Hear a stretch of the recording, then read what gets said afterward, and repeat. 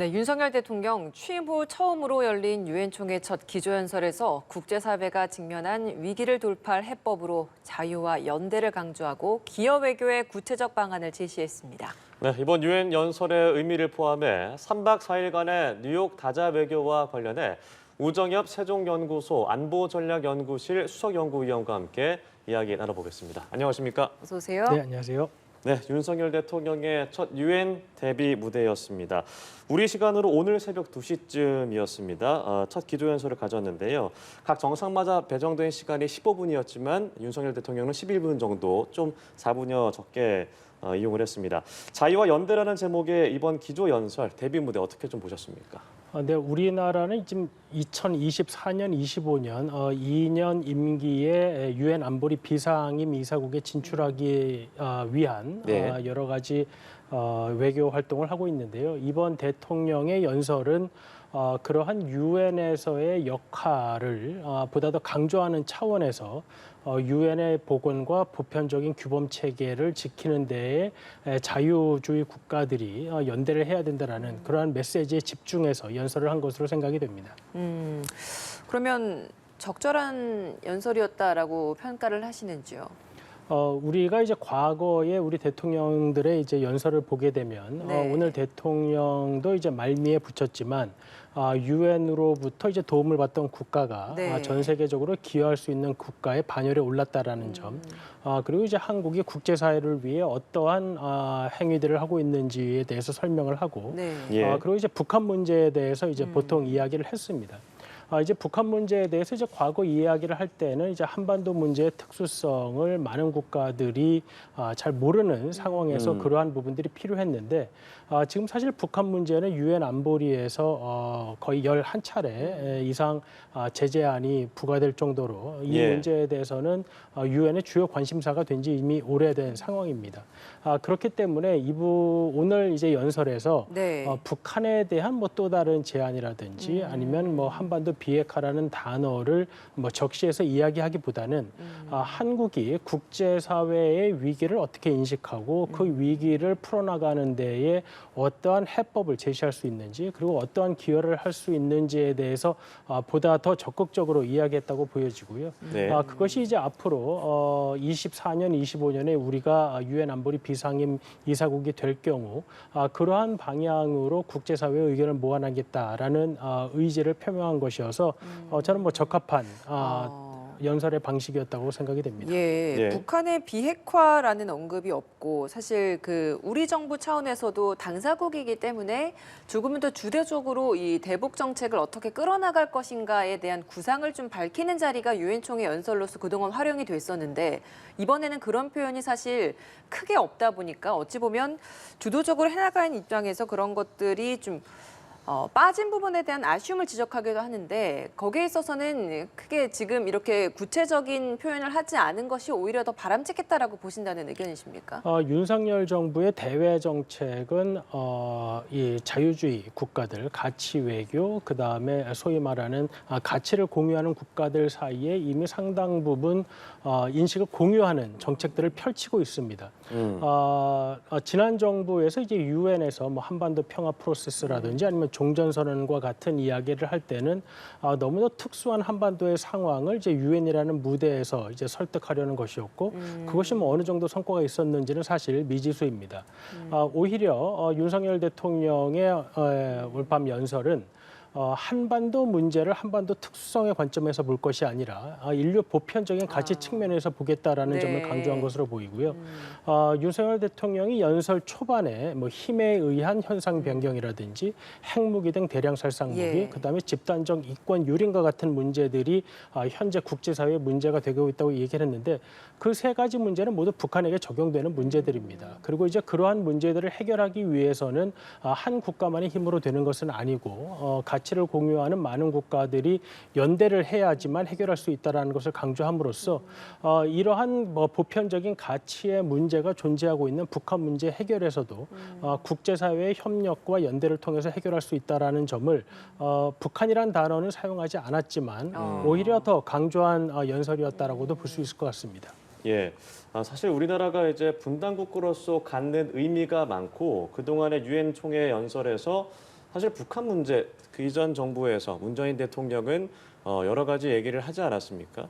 그렇다면 뭐 앞으로 북한과 관련해서 여러 가지 문제가 있겠지만 한미 확장 억제 전략 협의체 이 가동과 관련해서도 북한은 이제 비핵화는 없다는 단호한 입장이거든요. 여기에서는 우리가 어떻게 좀 해나가야겠습니까? 사실 뭐 북한은 단 한 차례도 뭐 비핵화를 하겠다고 이야기한 적은 없습니다. 그렇기 예. 때문에 지난 8.15 경축사 이후 기자회견에서도 북한이 소위 말하는 비핵화의 최종 상태에 대한 합의만을 하더라도 우리는 북한에 대한 지원책을 고민할 준비가 되어 있다라고 이제 대통령이 이제 이야기를 한 것이고요. 북한이 비핵화를 하지 않는다라고 이야기한 것 때문에 네. 비핵화에 대한 우리의 정책 의지를 이제 내려놓게 된다면 이제 북한의 비핵화는 더욱더 요원해지는 것이죠. 그래서 이번에 유엔 연설에서 북한 비핵화라는 단어가 포함되지 않은 것은 우리가 이미 제안할 수 있는 것은 8.15 경축사에서 북한에게 구체적인 제안들을 이미 해놓은 상황이고 우리가 앞으로 이제 해야 될 것은 한미 간 연합 방위 태세를 이제 강화하는 것 그리고 이번처럼 유엔에서 다자 외교 차원에서 북한을 비핵화로 설득하기 위한 여러 국가들과의 연대 강화 뭐 이런 측면이었기 때문에 한미 동맹 차원에서는 한미 연합 방위 태세를 강화하는 부분을 이야기할 것이고 또 북한을 주 청중으로 상대로 하는 뭐 8.15 경축사나 이런 부분에서는 북한에 대한 직접적인 제안을 하지만 네. 이번 유엔에서는 그것보다는 북한을 비핵화로 이끌기 위한 국제사회의 연대가 필요하다는 입장에서 오히려 그런 보편적인 가치에 따른 연대를 강조하는 연설 방식을 택했다고 볼 수 있겠습니다. 예, 자유 연대 강조했고 자유만 21번, 유엔이 20번 언급됐습니다. 그만큼 함께 하자 한 거였고 자유라는 이념이 또 강조되다 보니까 일각에서는 이런 부분이 지금 유엔 상임 이사국 내에 또 중국과 러시아가 있다 보니 이들과는 좀 거리를 두는 것이라 과연 바람직했느냐 이런 지적이 있는데 여기에 대해서는 어떤 의견이십니까? 사실 뭐 우리 대통령이 이번 연설에서 뭐 중국이나 러시아와 같은 특정 국가, 뭐 북한도 언급을 안 했으니까요. 예. 특정 네. 국가를 언급하지 않고 유엔이 창립된 보편적인 가치를 지켜야 된다는 것을 이야기한 것입니다. 뭐 그러한 가치에는 이미 유엔이 창립될 때 중국과 러시아도 동의했던 유엔 헌장의 주요 내용인 것이고요. 그래서 대통령이 오늘 이야기한 부분은 자유라는 부분을 강조할 때 단지 이제 정치적 속박에서만 벗어나는 그러한 자유뿐만 아니라 보다 능동적으로 자아를 실현하기 위한 여건 마련. 그렇기 때문에 재정 여건이나 기술력이 뒷받침되지 않는 국가들에 대해서는 선진국들과 유엔이 보다 더 지원을 강화해서 단순히 정치적 속박에서 벗어나는 소극적 자유뿐만 아니라 자아 실현을 위한 능동적인 자유에까지 도움을 줘야 된다라는 측면을 강조한 것으로 보입니다. 예. 예. 자, 이번에 유엔 총회 기조연설을 마치고 이제 앞으로 한미 정상회담, 한일 정상회담 뭐 있을지 없을지 아직 확실하진 않습니다만 그 얘기를 나눠보도록 하겠습니다. 자, 미국과는 인플레이션 감축법이라던가 금리 인상, 환율 문제 등 경제 안보가 핵심 의제가 될 텐데 이번 회담을 통해서 우리가 얻을 수 있는 것 어떤 게 있을까요? 이번에는 이제 유엔이라는 다자 회의 무대에서 이제 한미 정상 간 만남이 있는 것이기 때문에 아마도 뭐 시간이 그렇게 길게 한미 정상회담을 할 정도는 아닐 것 같습니다. 네. 그러니까 보도 나오기로는 약 30분 정도의 회담이 될 것 같다라고 하는데 뭐 그러면은 뭐 양쪽 정상이 뭐 통역을 그러니까요. 사용하고 그러다 보면 어떤 현안에 대해서 결론을 도출하는 그러한 회담이 되기보다는 양국이 서로 가지고 있는 생각을 서로에게 뭐 전달하는 정도의 예. 회담이 될 것 같은데 우리 정부로서는 말씀하신 인플레이션 감축법에 따른 한국 기업의 피해 같은 부분이 분명히 문제가 되고 있기 때문에 네. 이 부분에 대한 어떤 해결책을 당장 이번 정상회담에서 가져오지는 못하겠으나 이 부분에 대한 의견을 충분히 전달함으로써 지금 각 부처와 양국 부처와 실무진 간에 이루어지고 있는 각종 인플레이션 리덕션, 인플레이션 감축법에 대한 어떤 해결책을 마련하는 데 도움은 줄 수 있지 않을까 이런 생각을 해보겠습니다. 그러면 어느 정도 선까지 우리가 얻어오면 그래도 이번 한미 정상회담에서의 어느 정도 성과가 있었다라고 저희가 바라볼 수 있는 겁니까?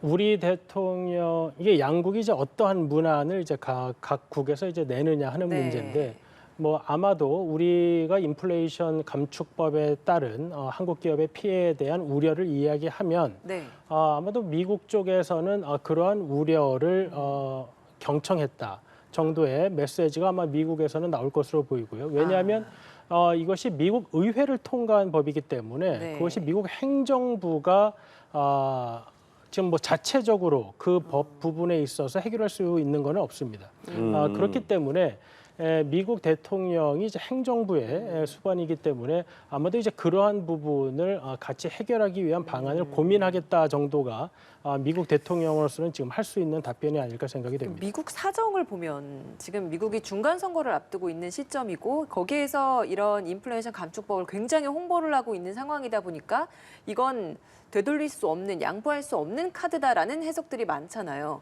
근데 이런 시점에서 우리 대통령이 이 한미 정상회담을 같이 하면서 만나다 보면 크게 가지고 올 수 있는 성과가 없을 그런 가능성이 더 큰 상황에서 만나면 더 외교적인 성과가 없다라는 게 더 두각되는 게 아니냐. 여기에 대한 좀 우려하고 섞인 시각도 있는데 여기에 대해서는 어떤 생각이십니까? 이번에 이제 지난 5월 한미 정상회담 이후에 약 4개월 좀 넘어서 이제 양국 정상이 만나게 되는데 뭐 이번 다자 무대에서의 정상회담은 어떤 뭐 현안에 대한 뭐 결론을 도출한다기보다는 만나는 기회가 되었을 때 양국 정상이 다시 한번 서로의 정책 방향에 대해서 의견을 나누고 또 현안에 대한 해결책을 양국 정상이 소위 말하는 뭐 탑다운 방식으로 좀 진행할 수 있도록 해보자라는 의견을 교환하는 것이기 때문에 네. 우리 정부가 이러한 우려를 직접적으로 갖고 있다라는 걸 표명하고 미국 정부가 물론 의회 사안이기 네. 때문에 직접적으로 해결할 수는 없다고 하더라도 이러한 한국 정부의 우려를 수용을 해서 해결 방안을 모색하도록 하겠다고 하는 것 자체도 뭐 상당히 큰 의미가 있다고 볼 수 있겠고요. 예. 우리가 지금 뭐 현대차, 그러니까 한국 예. 자동차 업계가 한국 내에서 생산한 전기차에 대한 보조금 제외 때문에 지금 문제가 되고 있는 것인데 예. 뭐 이러한 부분들은 뭐 당장 말씀하신 대로 뭐 11월 이전에 의회가 다시 뭐 법을 개정할 가능성은 지금 매우 낮아 보이지만 이러한 지속적인 노력을 통해서 양국 정부가 이 부분에 대한 해법을 도출할 수 있는 데에는 이러한 양국 간의 짧은 정상회담이기는 하지만 대화를 나누는 것이 의미 있는 외교 화행이라고 볼 수 있겠습니다. 네. 예, 참 우리가 좀 심각하게 좀 바라보는 사안이 아무래도 인플레이션 감축법이기 때문에 미국 시장에서 그 점유율 2위라고 하지 않습니까? 전기차 점유율이. 그렇기 때문에 우리가 좀 더 주목해 보는 것 같은데요. 자, 이번에는 이제 일본과의 관계에 있어서 한일 정상회담. 자, 사실 우리 측에서 좀 정해진 것처럼 발표를 하니까 기시다 후미오 총리가 좀 일방적인 발표에 불쾌감을 드러내기도 했습니다. 이 두 정상 간의 만남은 좀 가능하겠습니까? 일단 뭐 우리 정부에서 한일 정상 간의 이제 회담을 뭐 할 수 있을 것 같다라고 이미 이야기를 했었기 때문에 뭐 그것이 뭐 전혀 근거 없는 얘기는 뭐 아닐 거라고 보고요. 네. 다만 아직도 여전히 지난 5년간의 한일 관계 경색으로 인해서 뭐 우리나라뿐만 아니라 일본 내에서도 이 한일 관계에 대한 부정적인 인식이 많이 있기 때문에 정치인들로서는 이제 뭐 그 부분을 고려할 수밖에 없겠다. 다만 한일 양국 정상이 지금 뭐 당장 걸려 있는 여러 가지 현안들이 있음에도 불구하고 예. 미래지향적인 관계를 설정해야 한다는 데 대해서는 인식을 공유하고 있기 때문에 이번 유엔 회의에서의 한일 정상 간의 만남이 뭐 어떠한 형식이 될지는 아직 모르겠고 또 뭐 실제로 만남이 이루어질지 아직 미정인 것으로 보이지만 만약 만나게 된다면 어떤 뭐 현안에 대한 해법을 도출하기보다는 양국 외무부 장관이나 외교부 장관이나 실무진에서 노력하고 있는 여러 가지 해법들에 대해서 보다 더 정치적인 지원을 할 수 있는 그러한 이야기를 나눌 수 있지 않을까 생각이 됩니다. 예. 예, 2019년 이후에 3년 9개월간의 만남이다 보니 깊은 대화보다는 일단 대화에 좀 의미를 가질 수 있다라는 말씀이실 것 같은데, 자, 윤석열 대통령 이 한일 관계에 있어서 언급한 바가 있습니다. 이 한일 관계를 이 그랜드 바겐, 다시 말해서 그간에 있었던 어떤 역사적인 문제, 경제, 뭐 안보 관련해서 한 번에 다 타결하겠다, 미래지향적으로 풀어가겠다라고 했는데 이 부분은 좀 일본 측에서 어떻게 좀 받아들이겠습니까? 이제 우리나라의 국내적인 상황으로 보게 된다면 위안부 합의라든지 예. 아니면 일제 시대의 징용공에 대한 배상 문제 같은 것이 우리로서는 응당 받아야 될 부분인 것이고 네. 또 일본에 보다 더 적극적인 사과가 있어야 될 것이라고 보는 견해가 타당하지만 국제법적으로 봤을 때는 예. 1965년 한일 합의 때에 있었던 합의 내용을 한국이 지키지 않았다라는 그러한 국제법적 시각에 공존하는 것도 사실입니다. 우리나라의 경우에는 우리의 입장에서 이제 해석하는 부분과 일본과 이제 다른 나라의 경우에는 이제 국제법적 시각에서 65년 합의를 이제 해석하는 부분이 있기 때문에 이러한 부분을 이제 계속해서 양국 국민들의 감정을 상하게 하는 방향으로 가게 되면 이것은 뭐 한일 양국의 미래에 좋지 않으니 윤석열 대통령이 말한 그랜드 바겐이라는 방식은 이러한 부분들을 뭐 당장 해결할 수는 없겠지만 네. 큰 틀에서 이러한 부분들이 양국 관계의 미래지향적 발전에 저해되지 않는 정도로는 낮춰놓자라는 것으로 해석을 할 수 있겠습니다. 그렇기 때문에 지금 당장 강제징용공 문제가 이제 어떻게 해결될지 아직 미지수이긴 하나 예. 1차적으로 그 문제에 대한 해법을 양국이 이제 내놓고 그리고 이제 국내 피해자들이 뭐 이제 그 부분을 수용하게 된다면 1차적인 관문은 이제 넘어서는 게 될 것 같고요. 그렇게 된다면 한일 정상 간에 보다 더 미래지향적인 관계 설정을 위한 논의를 하기에는 보다 더 여건이 마련될 수 있지 않을까 생각이 됩니다. 예.